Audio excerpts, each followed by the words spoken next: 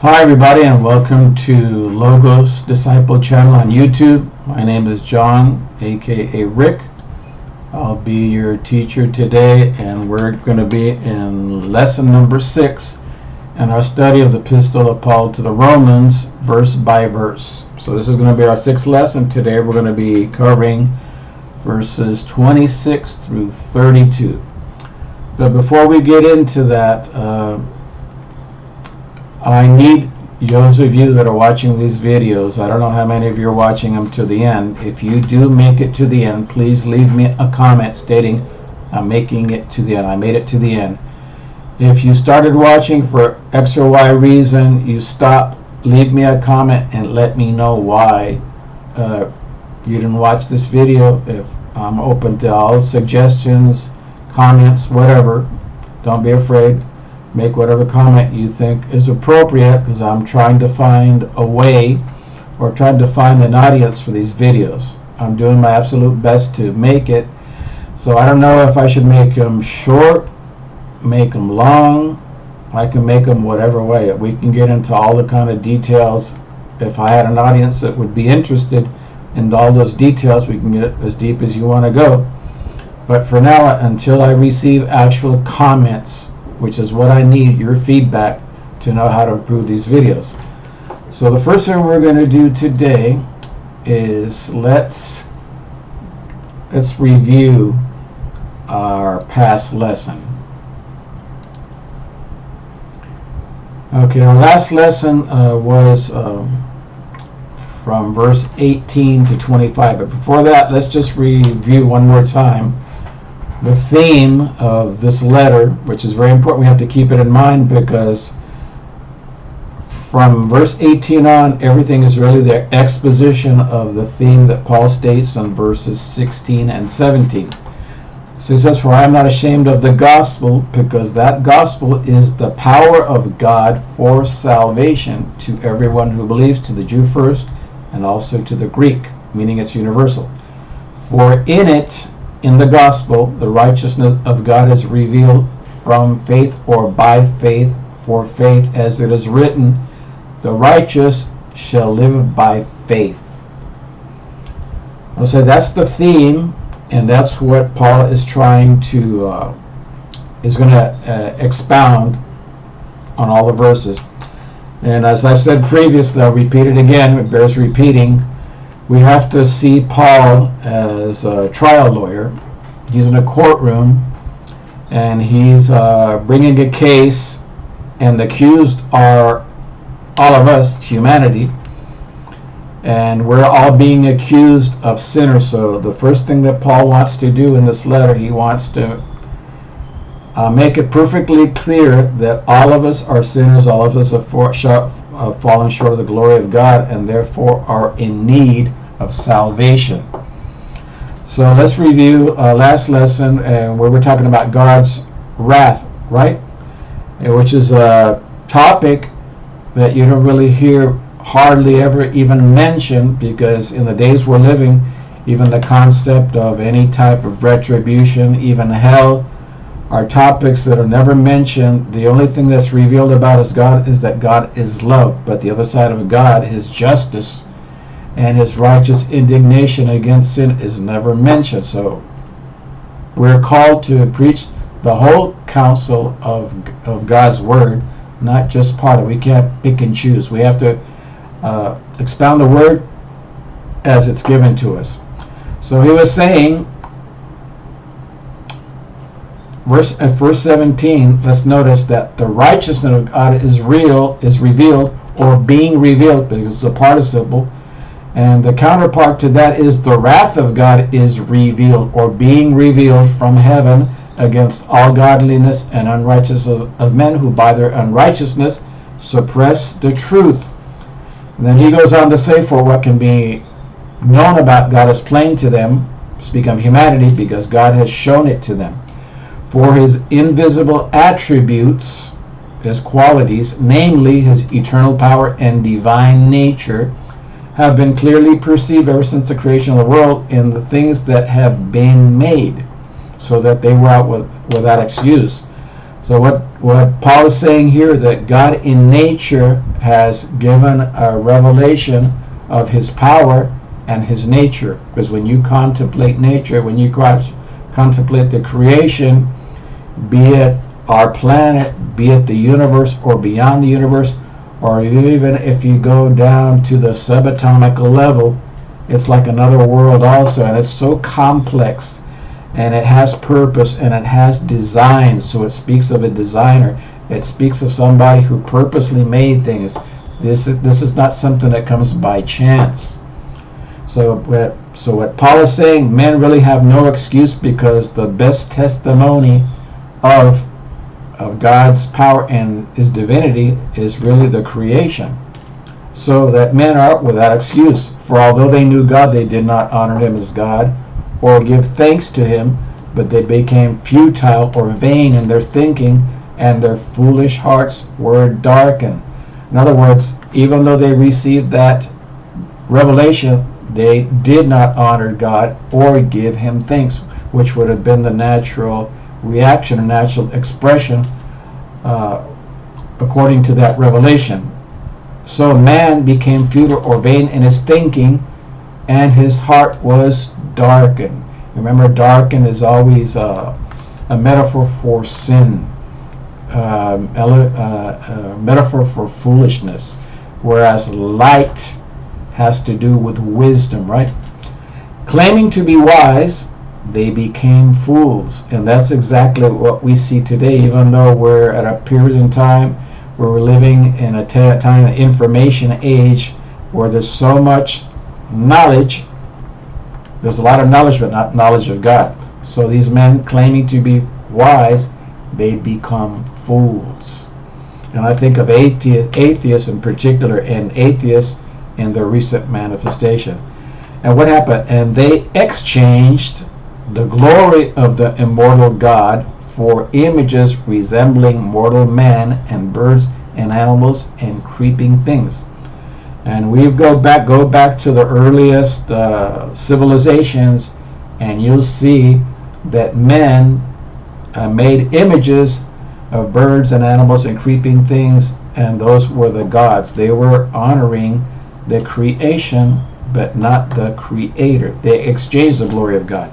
Therefore, God gave them up, and gave them up is a judicial sentence. He sentenced them in the lust of their hearts to impurity. And impurity, the original word has to do with sexual impurity, to the dishonoring of their bodies among themselves, because they exchanged, once again, this is the second exchange, the truth about God for a lie, and worshiped and served the creator rather than the creature rather than the creator, who is blessed forever. Amen. For this reason, God gave them up, once again, up to dishonorable passions. And now he's going to go into an explanation of those passions. And actually, for their women, in the original word is actually for their females, exchange natural relations for those that are contrary to nature. And likewise, the males gave up natural relations with women and were consumed or burning with passion one for another. These are the verses that we're going to be considering today, 26 on, right? And men likewise gave up natural relations with women and were consumed with passion for another, men committing shameless acts with men and receiving in themselves the due penalty for their error. And since they did not see fit to acknowledge God, God gave them up. God gave them up. God gave them up the third time to a debased or a reprobate mind, depending on which translation you're using. I'm using the ESV, but you could use any other one. Gave them up to a debased mind, a reprobate mind, to do what ought not to be done. They were filled with all manner of unrighteousness, evil, covetousness, malice. They are full of envy, murder, strife, deceit, maliciousness. They are gossips, slanderers, haters of God, insolent, haughty, boastful, inventors of evil, disobedient to parents, foolish, faithless, heartless, ruthless.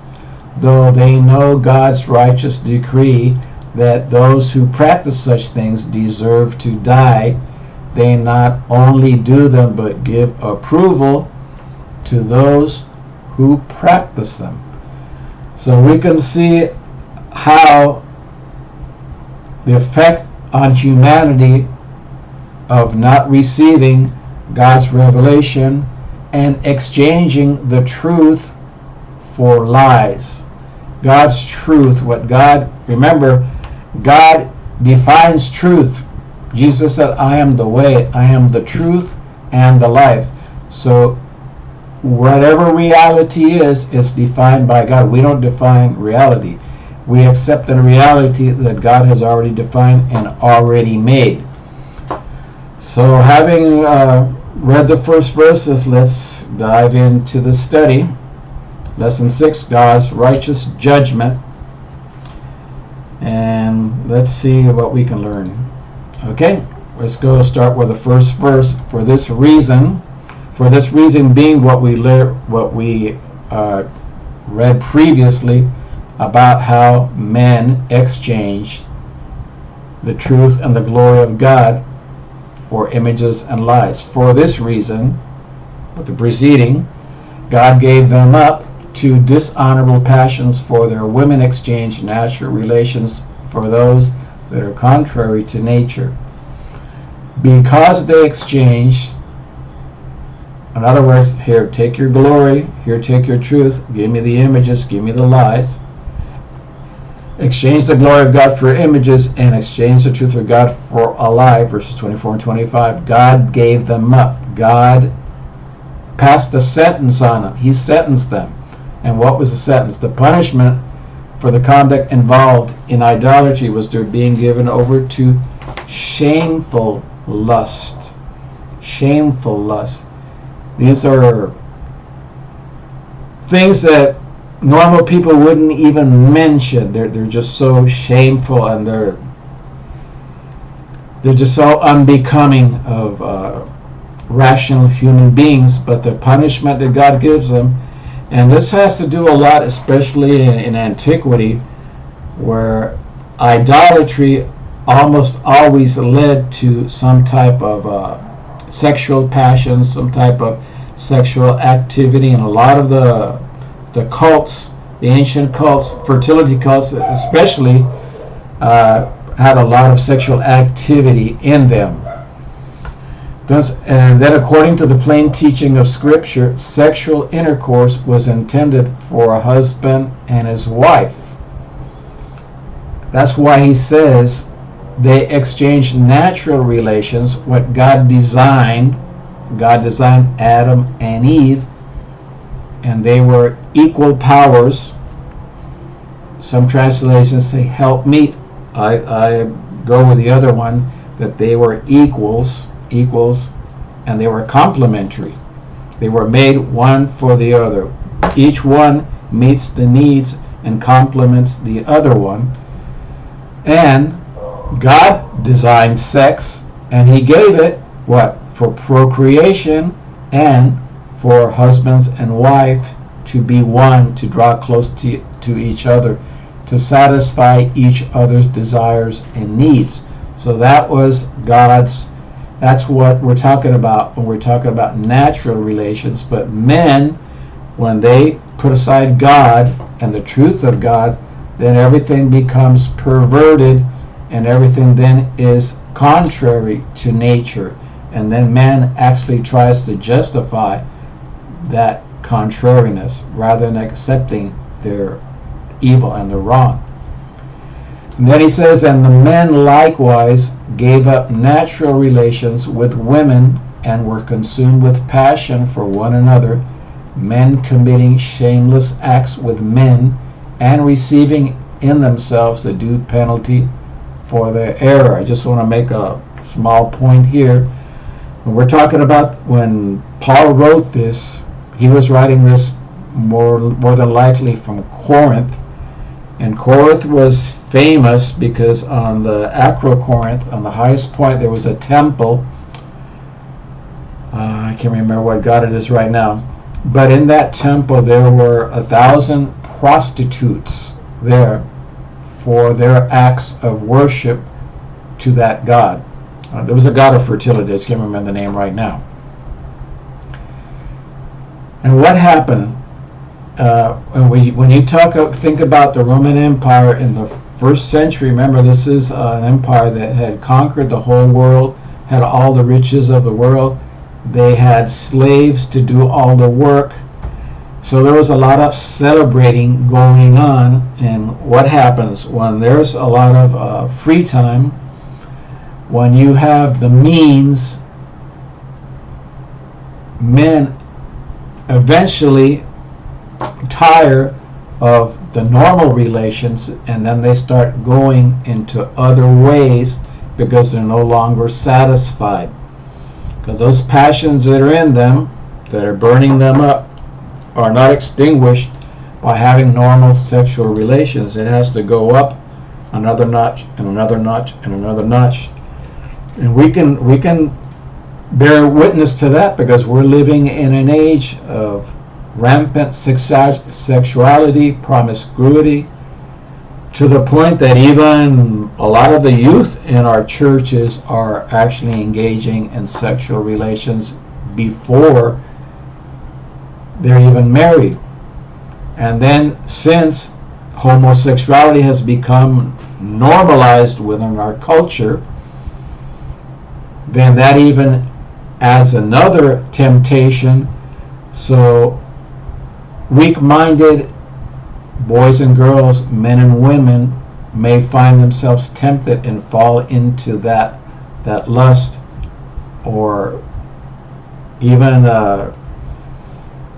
just trying to, let's say, having an inquiring mind and want to know what it's about, and maybe they're even willing to experiment, because since it's seen now as something natural, well then, there's no really shame in it anymore. That's why it says men committing shameless acts, but we're living in a time when there is no shame, and there was no shame. And I was reading that even the Greeks considered relations between men and men as the ultimate love, even above the love between a man and a woman, if you can believe that. I don't know if that's actually true, but I read it. But I know, reading historical documents about this time, and I know at least the first 14 emperors engaged in homosexual activity. I don't know if they were necessarily homosexual in the way that we understand it today, but they were open to all types of sexual relations, and they were always trying to find something new to do.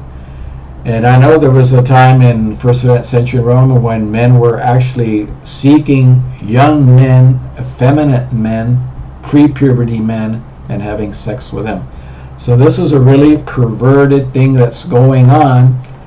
And why would Paul even mention homosexuality in the first place, And a lot of people today with progressive minds try to say, no, but we progressed a lot from those times, and now we have more understanding and this and that, and we know that people have choices that they can make and whatever, and everything's, just try to justified, but it actually goes totally against what God established. We're going back even to Leviticus, that it was an abomination for a man to lie with a man as a woman. So even from then, and even a lot of the philosophers, the decent philosophers that were in first century Rome, wrote against, and they saw that this was something that was really bad, that shouldn't be going on, right?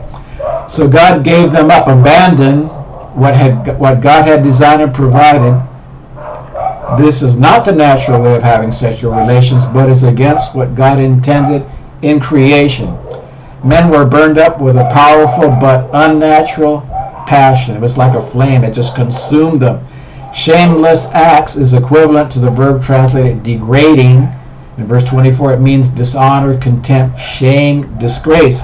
But like I said, nowadays, even that shame and that dishonor really doesn't even apply. People are not shamed at all by what they do, nor were they in that time. And this is all due to When you remove God from your life, you open yourselves up to all these things. God has abandoned them to terrible sexual degradation, a punishment in itself.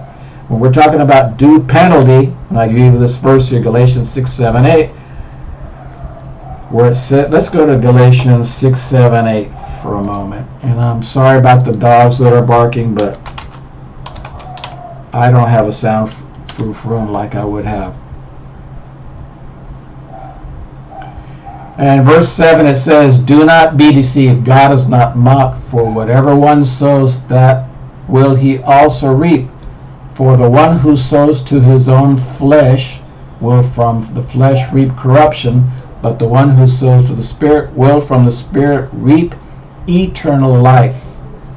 And this is a topic that Paul's going to get into later on in this epistle. He's going to really get into that topic in more detail. So let's get back to our, and I just realized I had the wrong, okay, I got it right. Let's go back to our slide. Okay, so God gave them up, he abandoned them, he consigned them to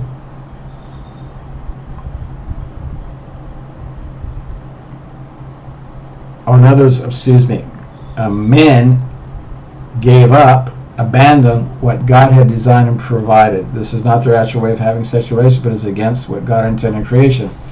Men were burned up, were consumed with passion. They were burning with passion. It was so powerful. It was something that just, once it was ignited, it just couldn't be put out. It's an unnatural passion. Shameless acts. Okay, we already covered that, and we already talked about due penalty. So, and we talk about the due penalty also. What's the psychological damage that can be done when people engage in all these types of promiscuity and all kinds of illicit sexual activity? It has to scar the conscience. It has to have some type of psychological effect, maybe depression, maybe anxiety, maybe insomnia, depression, maybe even to the point of suicide, because if you do still have a conscience that's even halfway working, you're going to feel ashamed and you're going to feel guilty because you realize that what you're doing is wrong. The same thing with a drug addict. If you've been a drug addict like me, even in your mind you realize that what you're doing is wrong and that it's destroying you, but it just consumes you. It seems like you're just chained down. There's no way you can get free. Okay, and since they did not see fit to acknowledge God, to recognize God, God gave them up to a reprobate mind to do what ought not to be done. Their ignorance of God was not due to lack of opportunity to know Him. That's what Paul said at the beginning. There was revelation. There was enough of a revelation to realize that there is a God. And God made man in His likeness and image and created man with a conscience. And we're going to get into that later on in the next chapter, right? But it has to do really with their deliberate refusal. Man loved more the darkness than the light. So man is so caught up in what he's doing that he doesn't want to be confronted with his reality, and therefore he refuses or does not want to acknowledge God, because that's going to bring consequences, right? The word reprobate meant originally undiscerning, not distinguishing, void of judgment. In other words, your conscience and your mind isn't able to discern right and wrong. You're not able to say, okay, I'm not going to do this. This is destroying my life. You can't even get to that point. You can't even reason anymore. Their refusal to accept the knowledge of God is seen in the way they came to think and the things that their consciences came to approve. And that's what happens once you've excluded God from everything. Your conscience, little by little, is not going to even work anymore. It's going to become cauterized. It's going to try to stop. It's going to be like a brake to keep you from going off the rails. But once you keep excluding God, and there's nothing there to feed your conscience, then it's just a spiral downhill. They continually did what is not becoming, not fitting, and not acceptable. Like I said, once you're in that mentality, you just are a prisoner. You can't get out of it, and you just keep doing worse and worse things. There's nothing to stop you. They were filled with all manner of unrighteousness, evil, covetousness, malice. They are full of envy, murder, strife, deceit, maliciousness. Now he's going to go into a list of all kinds of vices, all kinds of conditions, all kinds of evil things, right? And it was common in antiquity for philosophers and ethicists to make up a list of things that they thought were unbecoming of human beings, or in other words, things that should be coming, and that the type of things a decent person, an honorable person, should practice. But here we're seeing all the effects of what happens when God is taken out of the lives. And we see it in every sphere of our life. We see it in entertainment. We see it in government. We see it even to some extent, even in the churches. Even all this unrighteous and evil has worked its way in, in ethics. And today, where people approve of things that in times past, would have been scandalous, but now, nobody even thinks twice about it. Just think of the problem of abortion. Think of homosexuality. Think of promiscuity. Think of all kinds of people trying to take advantage of others. It's just horrible. And you'll see this list in different parts of the scripture. And Paul once and again goes and mentions all these lists. And now he's mentioning a list that has to do with the consequences of having excluded God. Unrighteousness, what is not conformable with justice, what ought not to be, that which is wrong. And they say they're filled with all manner. Filled means it's like overflowing. It's continually. It's not just sporadic. It's a normal way of life for these people. Unrighteousness, which goes against and is opposite to the righteousness of God. What he said in verse 18, right? That the righteousness of God is revealed against all unrighteousness, all evil of men, right? That try to detain the truth of God. Evil, wickedness, maliciousness, I think that's a word everybody knows. Covetousness, greediness, avarice, love of money. And Paul says in the pastoral epistle, the love of money is the root of all evil. And we're seeing that today.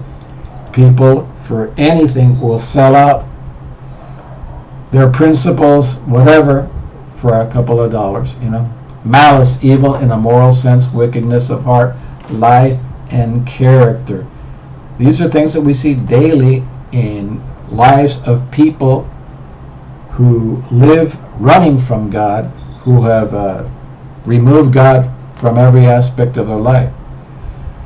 Envy, a state of ill will towards somebody because of some real or presumed advantage experienced by such a person. People are envious of what others have been able to achieve, but they don't consider what that person had to do to gain those things. They want to have it without earning it. Murder is rampant in our days, to deprive a person of life by illegal, intentional killing.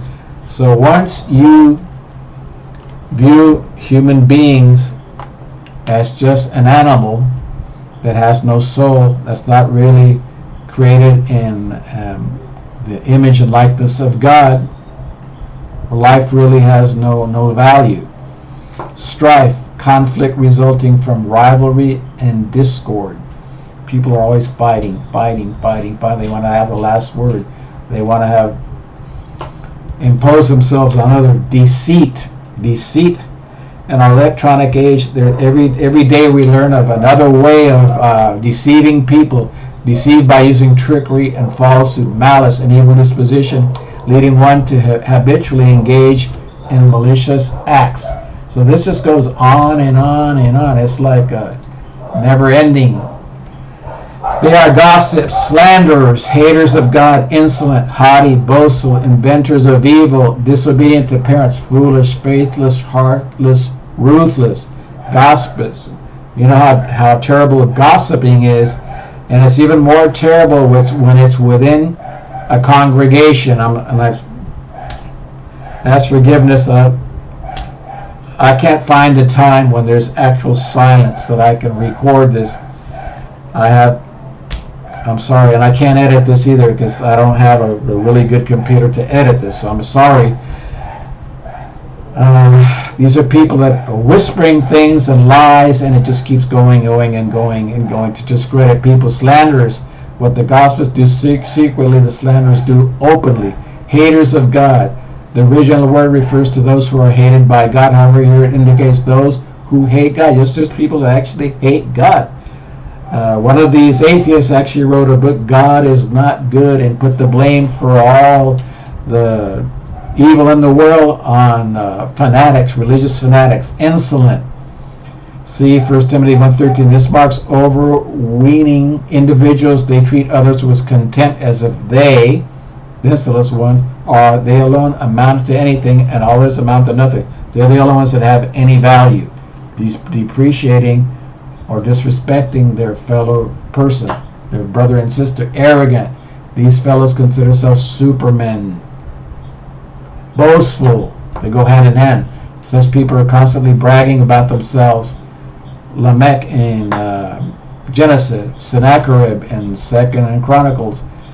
And then you can find all kinds of characters that were boasted against God. Look up those texts. Inventors, novel forms, new forms of evil. The references to those who take special delight in inventing original methods of destroying their fellow men. Disobedient to their parents. Remember, in the Old Testament, being disobedient to your parents actually resulted in death. So look up all these texts. Foolish. These are people that are void of understanding. They have all along been unwilling to listen to God. Remember, the fool says in his heart, there is no God. And we're going to get to that in chapter 3. Faithless. They are not true to the covenant. They're not true to each other either. The word is valueless.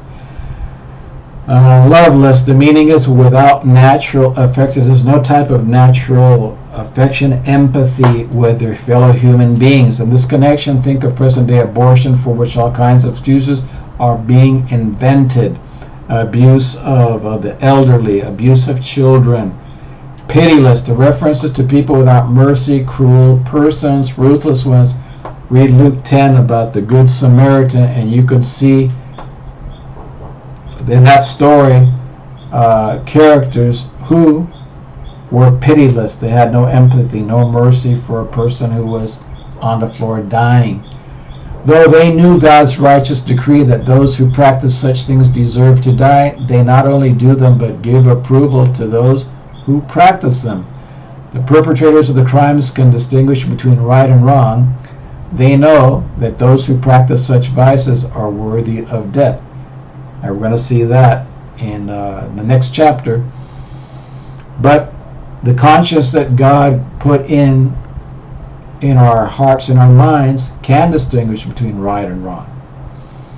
So they know instinctively that those that do these things are worthy of God's judgment. Remember, the wages of sin is death, chapter 3. They know it because a righteous and holy God has revealed himself to them in nature, 121, and in conscience, we're going to see that in chapter 2, verses 14 and 15. They sense the fact that God will call them to account, and that continuing in their evil way will result in perdition, being lost for them. In spite of this awareness, they not only continue to practice these vices and to perpetrate these crimes, but even applaud others who do the same.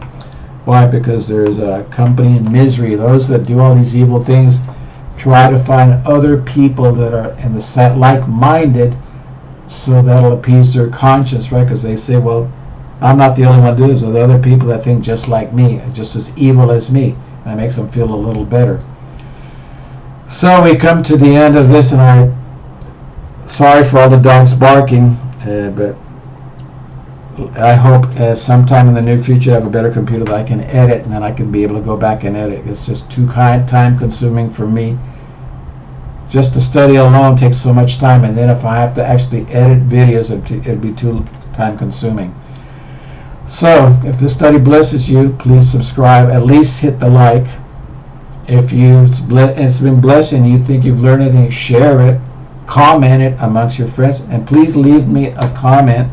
Let me know what you think. Let me know if you've come to the end. Let me know if you're learning anything. Let me know if I've left anything out. Let me know if I should go deeper into anything. I'm going to make a video which is going to treat exclusively the topic of homosexuality, because it's a hot topic today. So I'm going to be doing a video just on that to get a lot deeper into the background and to what's going on currently with that topic. So I want to thank you. If you made it this far, please leave any type of comment. I need to hear some type of feedback to know I'm reaching somebody, because when I look at the statistics, it tells me very few people actually make it to the end. So I want to know how many people, and I'm not looking for a big number. I'm not here to become famous or anything, because there's a lot of people a lot better qualified than me to be giving Bible studies. But God has called me to teach, so that's what I'm doing. So thank you very much for accompanying me, and I hope to see you in lesson number 7. God bless you all.